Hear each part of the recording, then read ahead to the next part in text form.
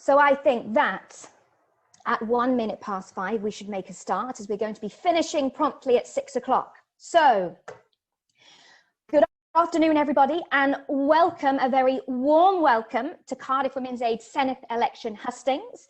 I'm Rachel Minto, I'm chair of Cardiff Women's Aid, and I am delighted this evening to host this hustings just 10 days away from election day. So it's on the 6th of May that voters in Wales will be heading to the polling booths, or will have already cast their postal ballot, to decide who will be the next members of the Senedd, which in turn will shape the next government that we have here in Wales. So, of course, as Cardiff Women's Aid, we are particularly interested in the action that the Senedd and the Welsh Government will take in the area of violence against women and girls, domestic abuse and sexual violence. However, we recognise that all of this abuse sits within a web of structural gender inequality, which has seen women's underrepresentation in the corridors of political power and economic power. And that as we recover from the pandemic, equality has to be at the heart of this recovery. And that, of course, throughout all of this work, all of the work that we do as well at Cardiff Women's Aid, we have to recognise the diversity amongst women. We can't just have a one-size-fits-all approach to promoting women's rights and gender equality in Wales. So this evening, to speak to these key issues in the run-up to the Senedd election, we have 5 candidates who will be standing. So delighted to welcome them all. We have Chloe Hutchinson from the Liberal Democrats, who is the candidate for South West Wales. We are joined by Debra Cooper from the Green Party, who is the candidate for Cardiff North. We're joined by Fflur Elin from Plaid, Cymru, also a candidate for Cardiff North. Jacqui Hurst is also joining us, who is the Propel candidate for North Wales. And Jenny Rathbone from the Labour Party, who is the candidate for Cardiff Central. And I will at this point as well send apologies from Sean Driscoll, who is the Conservative Party candidate for Cardiff West, who unfortunately was not able to join our hustings this evening. So after the opening statements from the candidates, we'll turn to questions. We've had a number of questions in advance, but if you would like to ask a question during the course of the hustings, then please do send your question in a chat to the Cardiff Women's Aid Centre, or Cardiff Women's Centre. And you will see Alex will be fielding and sifting through these questions. So there's some wonderful work going on behind the scenes. So well done to the Cardiff Women's Aid team. As you know, we're going to be recording the event, and we'll make this recording available via our YouTube channel, and we'll publicise via Twitter and Facebook. But I think that is enough from me. Now let us turn to the main event of the evening. We will have a 2-minute opening statement from each of our candidates. And we'll begin, please, with Chloe Hutchinson, who is speaking as a Liberal Democrat. Over to you, Chloe. Thank you very much, and thank you for inviting me and organising this really important hustings. The last year has brought so many issues to the forefront that have been going on for decades and even longer. And it really shouldn't have taken a global pandemic for so many people to wake up to the horrific experiences of so many people facing domestic abuse and violence. It should really go without saying that there is no excuse for domestic abuse and violence against women. We all know here that more needs to be done to build a fairer society that enables everyone to live free from fear. But there's a lot to be done still, even though there has been progress. The Senedd has responsibility over lots of key areas that intersect with this issue and can make a real difference to people's lives, from health to housing to education as well, to ensure that the next generation of children are brought up sharing those values of equality and building that more gender equal Wales that we all want to see. I'm sure we'll get into it more with questions, but just some of the things that the Welsh Liberal Democrats would like to do if elected would be ensuring that funding for specialist services is safeguarded. So specialist services to tackle violence against women and domestic abuse, making sure that it's safeguarded and recognising the increase in demand that the pandemic is putting on many of the services, a lot of which were already strained. We want to deliver a right to adequate housing, ending homelessness, crucially including hidden homelessness, making sure that people have that opportunity to leave if they need to. And finally, improving our approach to mental health to one that is trauma-informed and delivers care where it's needed to help survivors to get on in life. I'm sure we'll get into it more later, and I'm looking forward to all your questions and hearing from everyone. So thank you again. Thank you, Chloe. And might I now turn to Debra Cooper from the Green Party. Hello. I've been a teacher for many, many years now, and part of my job has been, unfortunately, working with children that have experience of parents that are having domestic abuse, and we've seen them go into the refuges and we've supported them through those situations. And it's a very difficult situation to work with for the children and for the adults, and for a long, long time now, it has been, nothing has changed as far as I can see.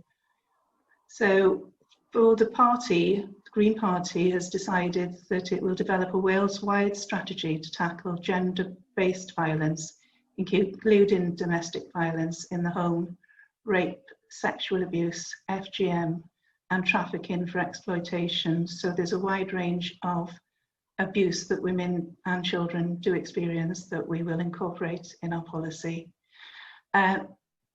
Education, already the education system is altering in order to encourage women to speak out and giving opportunities for children who are experiencing abuse to have an opportunity to speak to teachers and counsellors, but there's not enough yet, not enough resources have been put into schools and children so that they can share their experiences.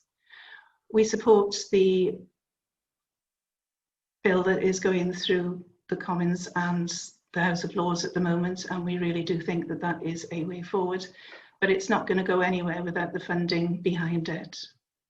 So there are two aspects to this. There is the response you have to a crisis, and a lot of families are in crisis, particularly during COVID, but there's also the aspect of how do we change society in a wider sense. Have I gone to 2 minutes?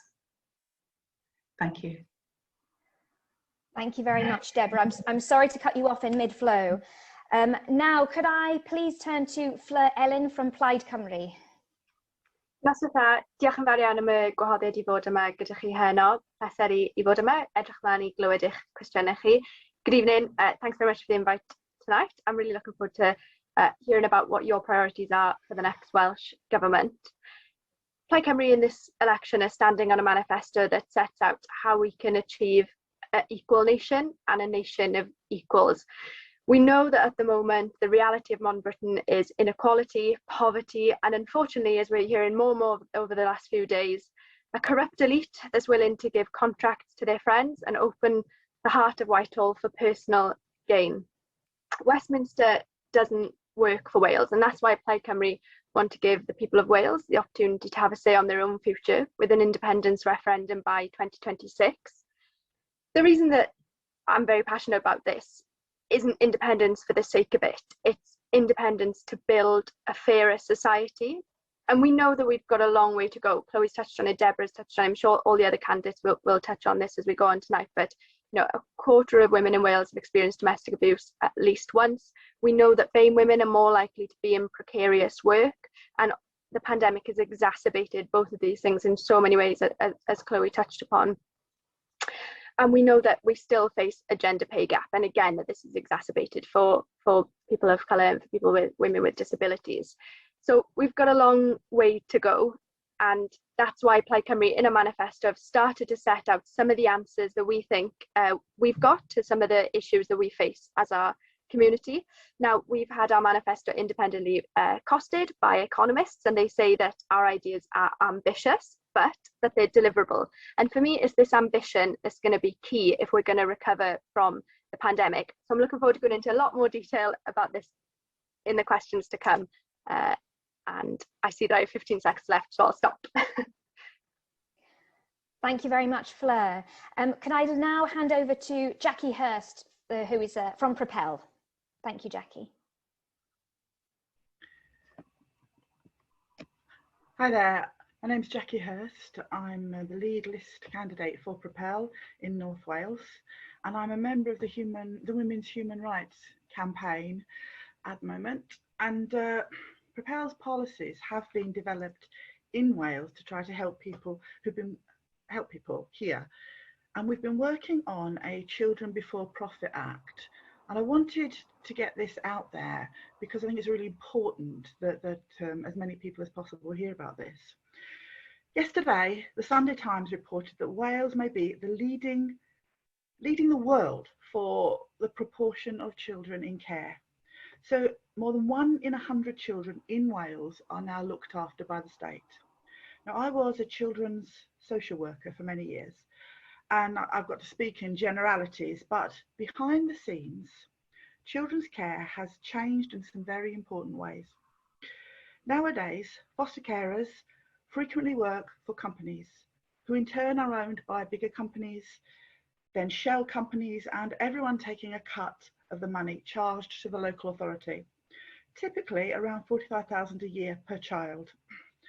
And what surprised me is the deference that the local authorities show to placement providers.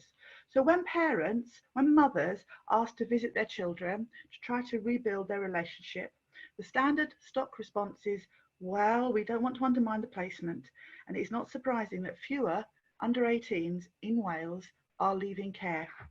And we have seen a steady stream of mothers and grandmothers asking for help for the return of their children in care. And I'd like to point to Karen Broadhurst's analysis of the health records of Welsh mothers whose babies were taken away. She found that more than half had mental health problems that were typically treatable, such as anxiety or depression. Most children, there we are. Thank you very much, Jacqui. And now can I pass over to Jenny Rathbone from the Labour Party, please? Thank you very much. I think that children have suffered enormously during the lockdown, and particularly those who are living in families where there is a violent relationship. Imagine how difficult it would be to no longer be able to turn to the school for support in that very difficult situation. And we know that domestic violence has got worse during the pandemic. So there is an awful lot to do to catch up, to make it up to our children and enable them to recover for all the sacrifices they have made.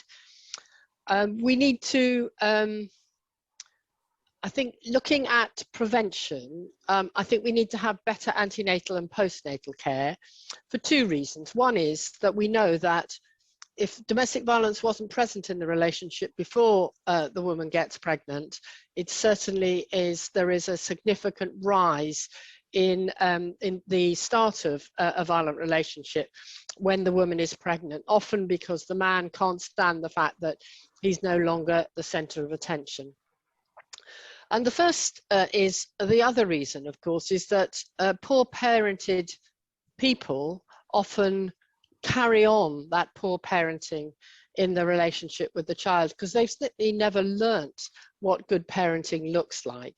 And so I want to see much better support antenatally and postnatally, so we A, identify violence in relationships, and B, give the women and men the support they need in order to have good attachment with their baby and to ensure that we don't have the problems that we had before. We already have the Violence Against Women, Domestic Abuse and Sexual Violence Act, and we need to ensure that the strategy is working effectively. Thank you very much, Jenny. So much food for thought in those opening statements. Many thanks to all the candidates. So now I would like to turn to our questions. I'm going to start with a question that we received in advance. And I will be asking the candidates in alphabetical order, starting with their first names, and we'll begin with Debra, please. So the question is, how will your party commit to sustainable funding for women and girls services and support during and coming out of the pandemic? So over to Debra first, please. As I see it, there are two fundamental issues that we will need to deal with as soon as we can coming out of the crisis, in terms of the backlog in the courts and dealing with situations that are already going through the courts that need to be dealt with quickly. And that is crucial, really, to protect the women who are already undergoing court procedures and the partners that are undergoing court procedures. I also know that it's been more difficult to obtain suitable housing for people that have been abused, because it's been more difficult to make sure that houses are prepared, physically ready for new families to go into. So that would be the second issue, I think, that would be needed to be tackled fairly immediately. But in the longer term, then, we do need to look at how our society works. And the Green Party promotes the policy of providing safe, affordable housing, which will make it possible for women to leave abusive relationships and be self-supporting financially, with the introduction of universal basic income. And often that can happen before the crisis point is reached. So there are two issues. There's what you do at crisis point and what you do to avoid crisis point being reached. So we need to sustain funding for domestic violence support centres. Refugees need support, and our rape crisis centres need support. And we also need to continuously provide secure and safe accommodation for women and their children. The Green Party is a very equality-minded party in terms of the women's place in policy making, caring roles in public health, and in providing safe lives. It's important that Wales is also affirmed as a nation of sanctuary for refugees fleeing conflict and violence. So we have a broader definition of work, and if we implemented UBI, Universal Basic Income, that would support many women to be able to live their lives in a financially stable state and provide housing that is safe for them. Thank you, Debra. Can I now turn to Fflur, please? Yeah, so Plaid Cymru absolutely committed to properly funding women's services, and we've specifically committed in our manifesto to funding sexual assault and referral centres and better mental health support. I think a bit broader, we've committed to creating a Minister for Equalities and Women's Empowerment as part of our cabinet if we're forming the government after May the 6th. And I think that this is one of the ways that we'll ensure that women's services are properly funded, because we'll have somebody driving the call for proper funding, proper support, proper strategies, right at the heart of government. In terms of long-term and how we ensure that this is long-term sustainable funding, one of the things that Plaid Cymru has long been calling for and would prioritise in government is we want to see the devolution of justice to Wales. So it's often described as a jagged edge of justice in Wales, where there are some elements that are devolved and some elements that are reserved to Westminster. And unfortunately, we see in Westminster at the moment that we've got a Conservative government who have implemented a policy of austerity for 10 years and who are now pushing through measures that will do more harm than good. Debra touched on the domestic abuse bill. There is progress in the bill, but they absolutely have not got far enough. And the Liberal Democrats, the Greens, Labour and Plaid Cymru have all worked to try and improve the domestic abuse bill. But unfortunately, the Conservative government have refused. They've moved on some things, but they have refused to accept some wholesale reforms. So we would, by devolving justice, we'd have better control over how we how we run the justice system in Wales, but this would of course come with funding and would allow us to properly implement a strategy that coincides with the needs and the priorities of our communities. Thank you, Fflur. Now over to Jenny, please. Thank you. First of all, we need better services close to home, so that means health services close to where people are living, in the new wellbeing hubs that are being built, certainly in my constituency at the Malva. We absolutely need I agree with Fflur that we need to devolve the criminal justice system. There is no more deprived child than the child of a prisoner. So there was a phrase created by Tony Blair, which was every child matters, but every child mattered except for the child of a prisoner.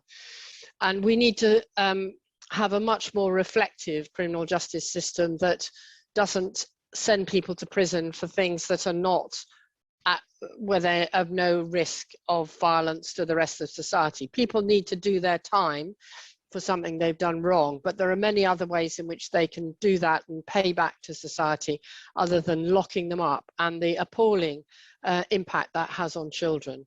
Clearly, if they are violent and are a risk, then they do need to go to prison.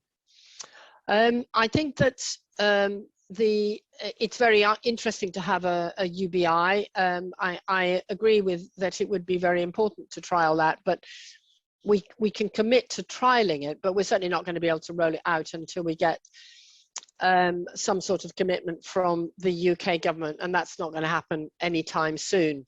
But we are absolutely committed to ensuring that women and children have the services they need, and we particularly need to put more services into schools to ensure all children are getting that wraparound support and the well-being services that anybody who's in a violent household will certainly need, to ensure that families are worked with, so that we're not taking so many children into care. I think we need to have a much more joined up approach and a much more localised, self-managed team approach.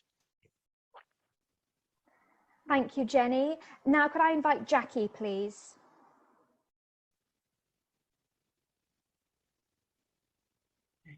We are a relatively new party, and all of our policies so far have been developed out of the issues that people have been bringing to us.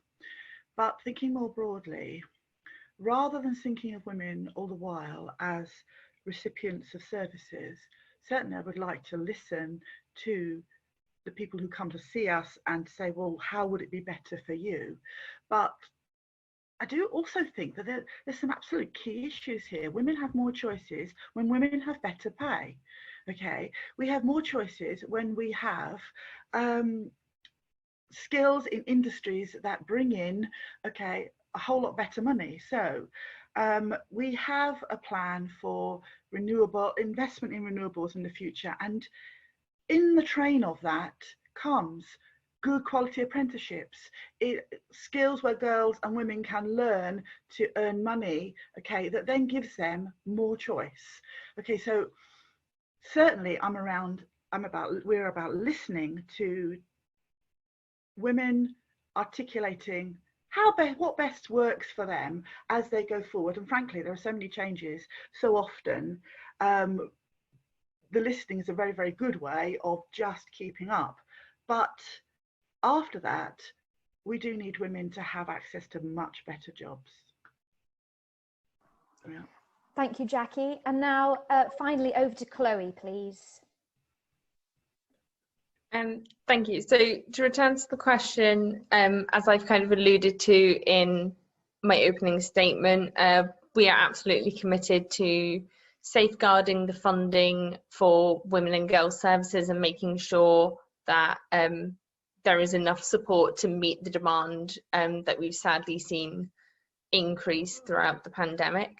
I think it's important to note that it's not just women's and girls services that need that ongoing support. There are so many other services that domestic abuse charities and refugees and support organisations collaborate with. We need to make sure that there's enough funding for outreach projects in, say, sexual health. Myself, I work on one of the Swansea Women's Aid's projects on sex work outreach, and the way that they collaborate with organisations like sexual health and cross borders and other housing related organisations. It's also making sure that, and drugs agencies, is making sure that the hours are there so that people can access the services and be get that referral that some women desperately need. So it's kind of all in the round, ensuring that there is that access to services. It's not there's not a single tiny approach that can address this whole thing. So it's, yes, make sure that services for women and girls are adequately supported. Those services that kind of orbit around them, making sure that they are also available. I think what's been mentioned on the huge impact that school can have on tackling domestic abuse and identifying it. I think that's a really important point. We'd like to see more community focused schools in the future with community engagement officers in all schools, and making sure that that access to housing is there so that people have options to go to. I think we're committed to building 30,000 social homes over the next term. This is on the higher end of kind of the numbers that housing charities estimate we need. However, year after year after year, we see that demand for social housing. So as we recover from the pandemic, there's an opportunity to have a green recovery, and I'm not going to go too much into that because it's not the point of this hustings, but ensuring that now is the good time to build at the higher end of the social homes that we need to make sure that those services and options are available for people that need a safe roof over their heads. Thank you, Chloe. Now, before I go on to the second question, can I just remind everybody, if you'd like to submit questions whilst the hustings is ongoing, please do submit them via the chat to Cardiff Women's Centre. So the second question this evening has been submitted by a Cardiff Women's Aid member of staff, and the question is as follows. How can your party work towards removing the additional barriers women from marginalised backgrounds are presented with when trying to access education and work, for example? Thank you. And I will begin with Fflur, please. Yeah, thank you. That's a really important question.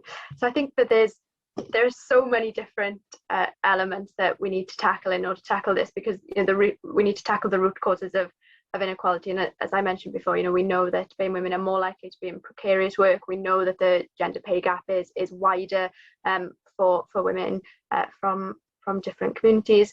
So I think that one of the important elements is ensuring that we close attainment gaps in schools.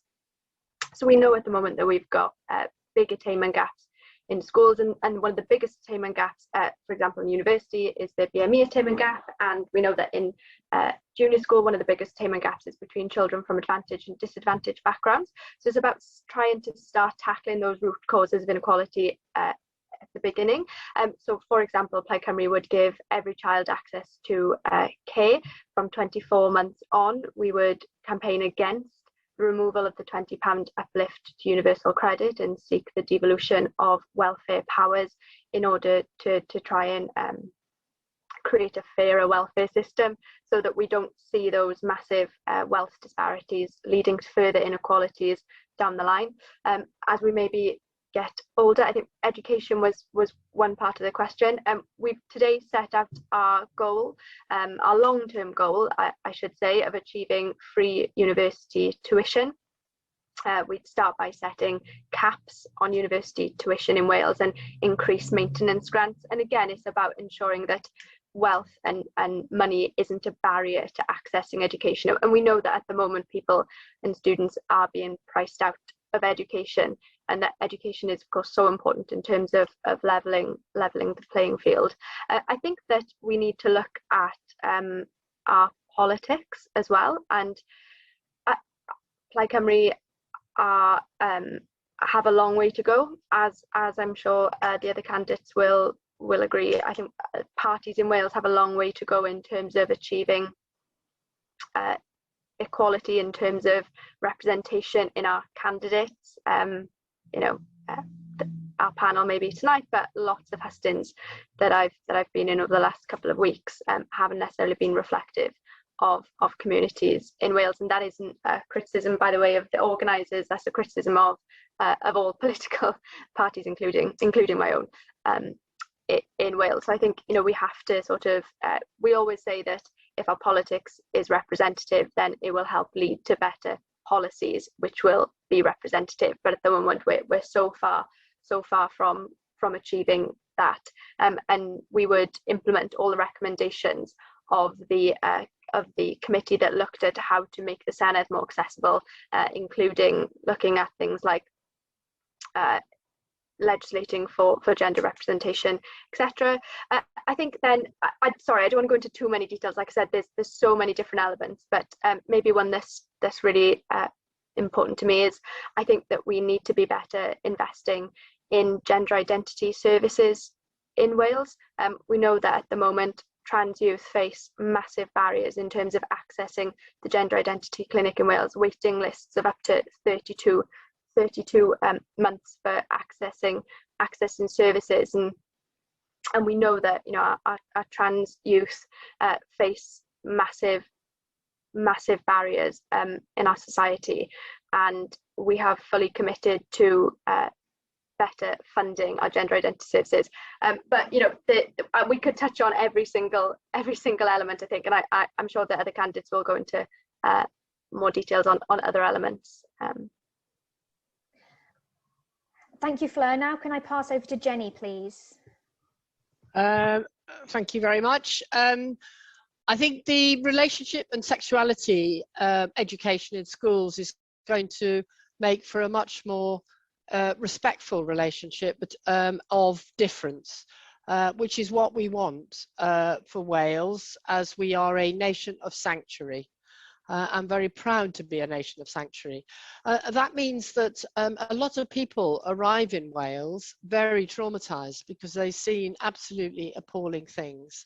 And we need to ensure that they have every opportunity to catch up with being able to learn the language and get a job just the same as anybody else. I work a lot with the Gypsy, Traveller and Roma community, which is probably the most disadvantaged community of all. And the Welsh Labour government has been very proud to fund organisations like Travelling Ahead, as well as specific voluntary organisation who work with different community groups for the Somali community, the Sudanese community, the Bengali community.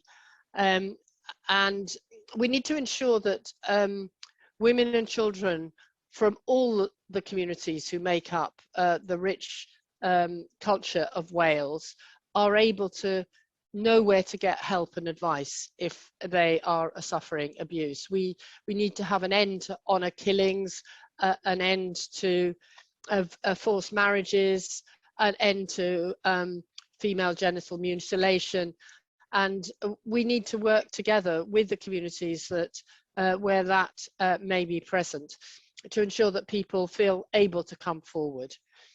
We need to be a community, Wales needs to be a country of lifelong learning. So it is never too late to learn, because I'm afraid some of our schools are guilty of excluding people who they think are not going to help them chase the ratings for exam results. And that should not be what school is about. We have to ensure that the well-being of all children is uppermost in the minds of all schools, and that we're ensuring that every child matters and gets to achieve to the best of their ability.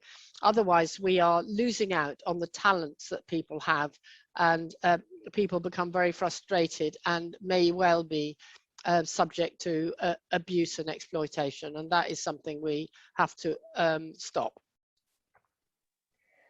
Thank you, Jenny. And now can I hand over to Jacqui, please?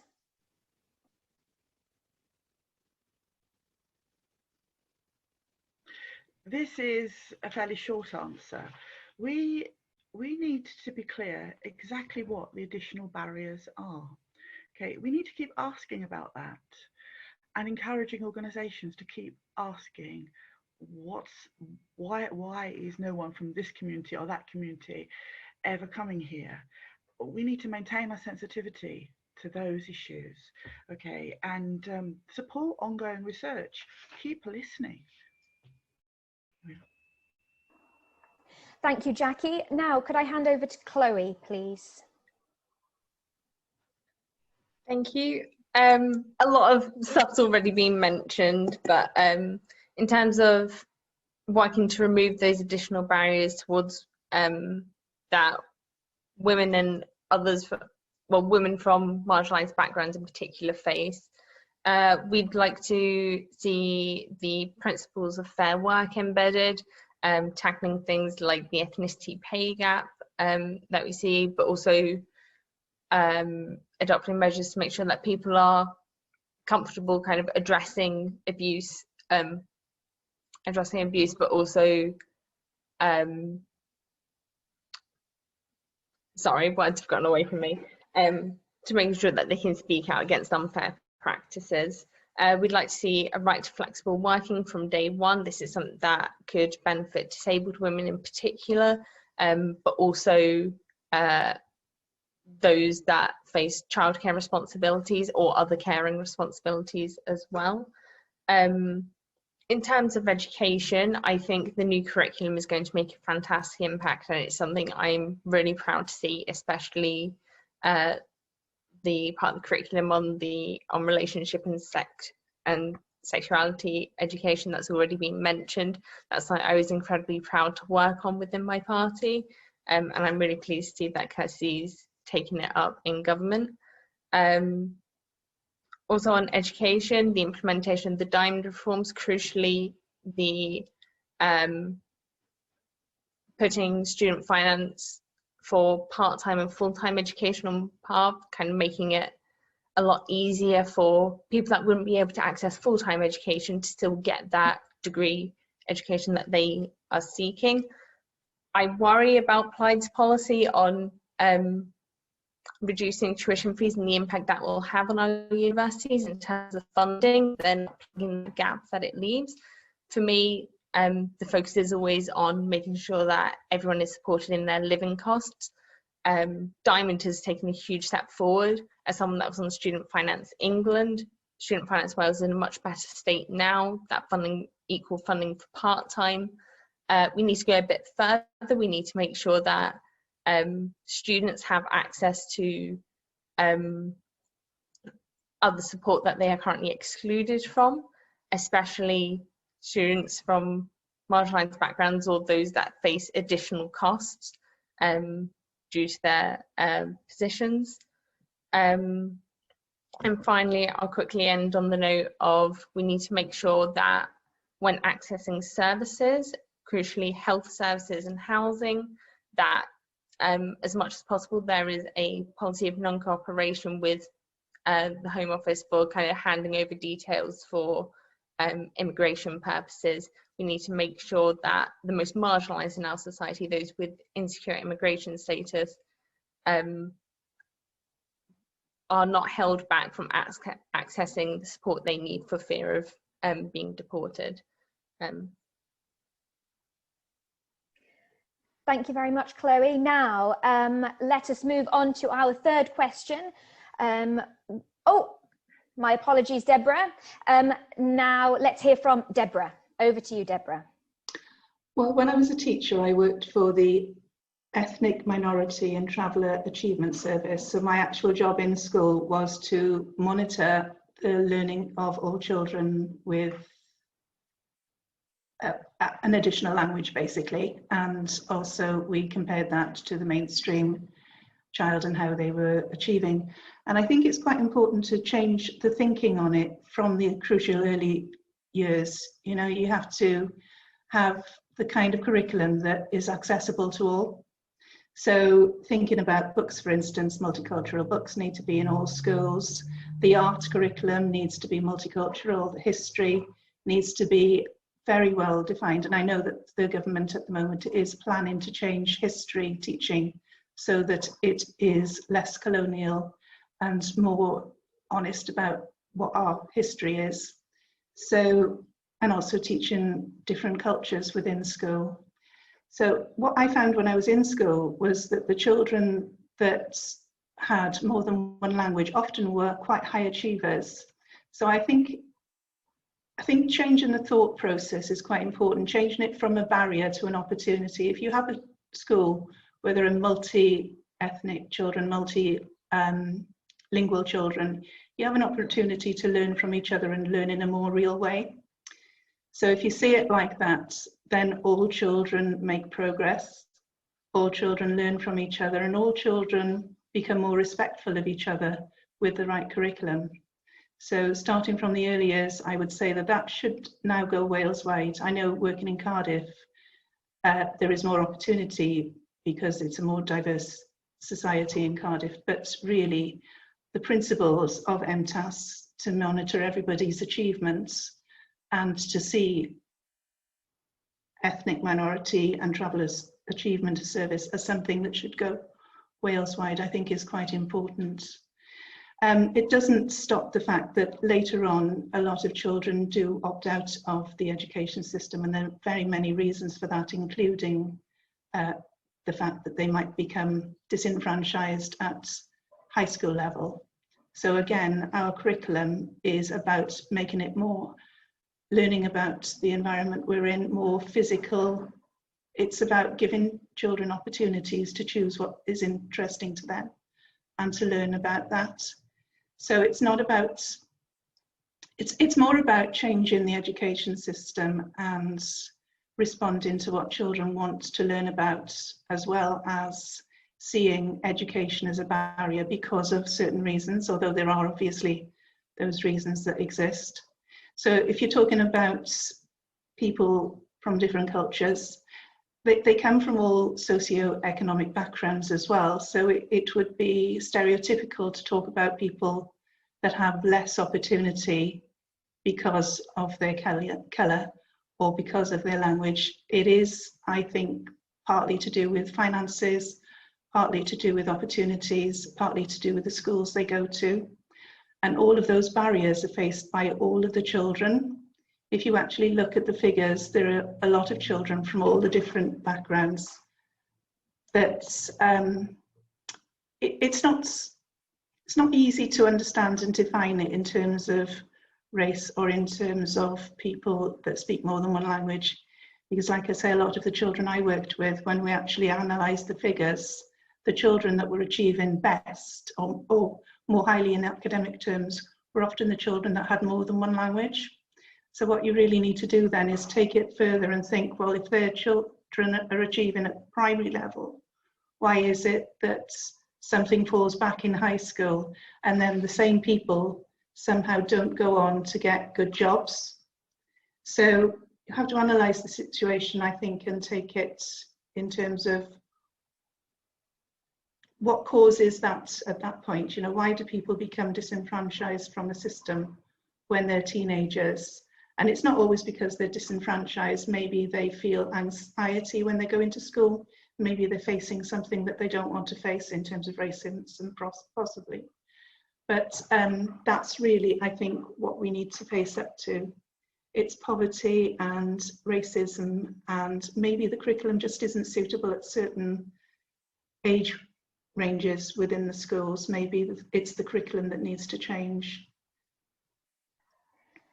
Thank you, Debra. Now, this is our third and final question before we come back to the candidates to have their 2-minute summing up.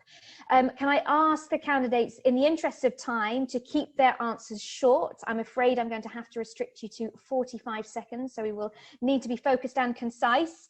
So, the third question, which was submitted by an audience member, is what are the parties going to do to address gender inequality within their parties? With cases of bullying, sexual harassment and underrepresentation, how will your party support its female members going forward? And for the first 45 seconds, can I invite Jenny, please? Thank you very much. Well, the Welsh Labour Party is very proud that we've had gender equality in the Senedd ever since 1999. It's been chaired by a woman in the last 3 parliaments, and we haven't yet got a woman leader, but we have gender parity in the Welsh government. So the bullying is not permitted within our Labour group, and we will continue to fight for women-only selections in order to ensure that we have an equal number of men and women in the Parliament. Thank you, Jenny. Now could I hand over to Jacqui, please? Rachel, can you repeat the question, please? Yes, absolutely. What are the parties going to do to address gender inequality within their parties? With cases of bullying, sexual harassment and underrepresentation, how will your party support its female members going forward? Okay, well, first of all, we'll stop using the word gender and start using sex inequality, because essentially the prejudices that women experience are based on the physiology. Okay, overall, of course, we see women of different ages experience sexism in different ways. But mothers, okay, who have a well-researched set of prejudices against them in the workplace. Now, bullying, if we're onto that, at the moment, we have got women campaigners across universities. We're talking about evolutionary biologists, philosophers, and so on, who are all being censored and silenced and cancelled because they are highlighting the differences between men and women. Okay, and there we are. Thank you, Jacqui. Can I go to Chloe now, please? Thank you. So, first of all, as a party, the Liberal Democrats have a really strong position on trans rights. Trans women and women, trans men and men, and non-binary people are valid. Their identities are valid. I'm incredibly proud of my party's record at our most recent conference. The overwhelming support in favour of adopting an inclusive definition on transphobia. In terms of tackling the issues question, over the last years, we've introduced a new disciplinary process that's still being ironed out, but people are regaining trust in that system. And I'm pleased to see more being done by HQ to make sure that there aren't gaps and that post is continuously filled. Thank you, Chloe. Now can I hand over to Debra, please?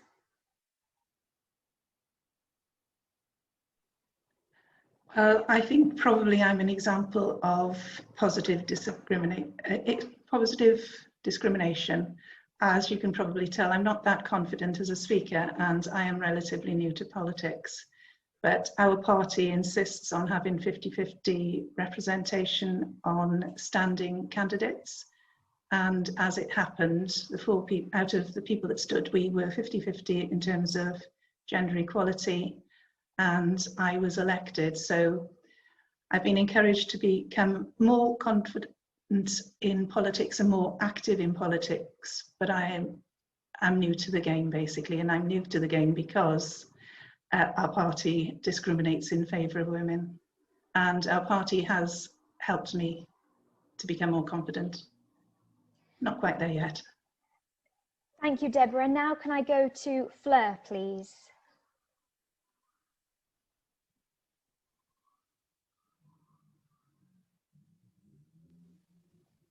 Thank you. Sorry, can I just echo Chloe's comments that trans rights shouldn't be up for debate? I've already touched on one of the things that we would do, which is to implement the recommendations of the Commission on the Assembly. So that includes a fairer voting system, so introducing single transferable votes and introducing gender quotas in terms of ensuring that we have fairer representation in the Senedd.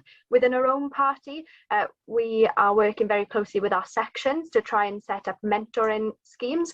We know that one of the things that women often say is that they had to be asked to do something. I know that was definitely the case for me, that I wouldn't have stood for the first place in a student election, which started this all off, if somebody hadn't encouraged me.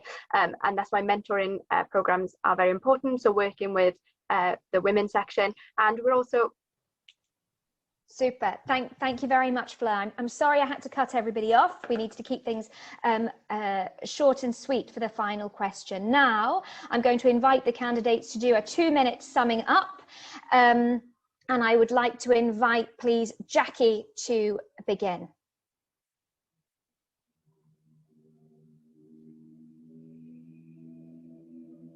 And don't think you've been unmuted yet, Jacqui, if you can wait just for a moment. Over to you, Jacqui. Thank you. Highlighting the difficulties that families are having, parents and children are having in bringing children back out of care. Okay, and in particular highlighting that young mothers, okay, are experiencing the opposite of support. For example, if they themselves have a history of care, and to the point now where we have a huge number of children continuously in care and very few mechanisms to get them out. But I'd like to finish by saying that human beings are dimorphic.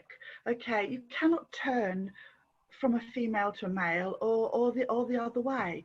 But when you do encourage it, you actually encourage a huge number of health problems, and it's quite important to recognise that.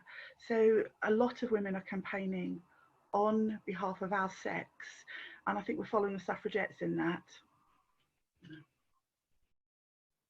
Thank you, Jacqui. Now could I pass over to Chloe, please? You have 2 minutes to sum up, Chloe.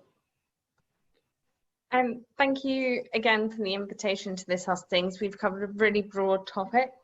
I think for me, it comes back to removing barriers so that everyone can get on in life. That's what politics is to me. There's a lot that we can do to make sure that everyone can live with dignity and have the freedom to make their own choices. I've only touched on a fraction of what's in our manifesto, and I would encourage anyone to go look at it.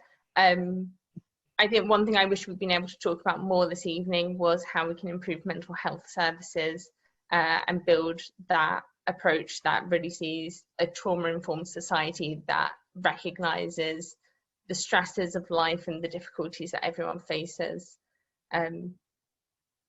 So thank you again for the invitation, and I'm more than happy to answer people's questions if we didn't get to them today, or to elaborate on any of my answers further. Thank you, Chloe. Now could I pass over to Debra, please? Well, domestic violence, it's as old as the hills, isn't it? It's been going on for centuries, and coming to any conclusion today is very difficult about where we go forward and how we go forward. There's no overnight strategy that's going to fix all the ills of what requires women's aid to exist. But I do think that the Green Party has the answer, in that it is an equality party, and that basically what we need to do is we need to give everybody the opportunity to have a safe home and live a safe life with reasonable funding, so that we can set up families, or even one parent families, where you can financially sustain yourself and you don't have to live with a partner in order to be able to have a roof over your head. That is the stage we need to get to. We need to get to independent living for women, so that they make a choice to be with a partner or to be not with a partner. Thank you, Debra. And now can I hand over to Fflur, please? Diolch eto am y cyfle I fod yma gyda chi heno. Fel y gweddill, dwi ddim yn teimlo fel dwi wedi cyffwrdd ar hanner o'r pethau sydd yn ein manifesto, ond yn gofyn I chi gyd os unrhyw cwestiynau gyda chi cysylltu. Thanks very much again for the opportunity to be here with you tonight. Like the others, I don't feel like we've been able to touch on maybe half of the things that we'd like to set out, but I think that the key is that we need to start tackling the root causes of inequality in our society, and we know that some of the answers to do this, we need to devolve justice, devolve welfare to Wales in order to be able to create fairer, more compassionate systems. And I think we can do that in Wales. I think we've got the answers to our problems, but we need the levers to be able to do that. The recovery from the pandemic is going to be difficult, but we have to prioritise. We have to make sure that nobody is left behind.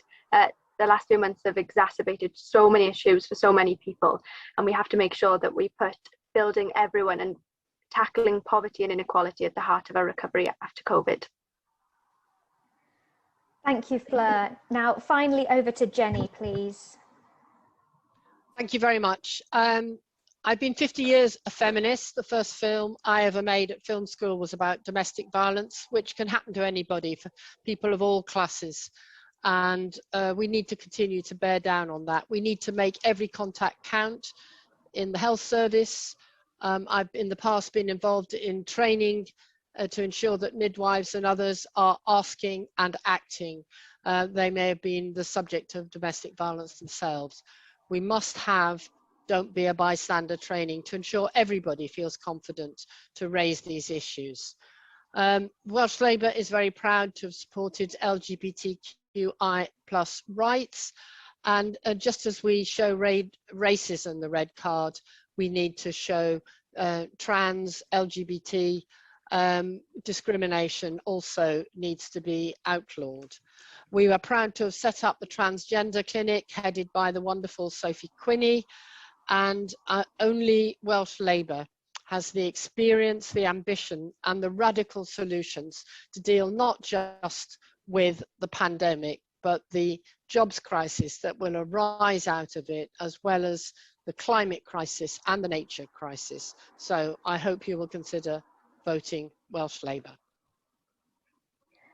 Thank you, Jenny. Now, I'm afraid it's time to draw proceedings to a close. We're fast marching towards 6 o'clock. We've really covered a lot of ground this evening, but in many ways, we're still in the foothills of exploring these issues.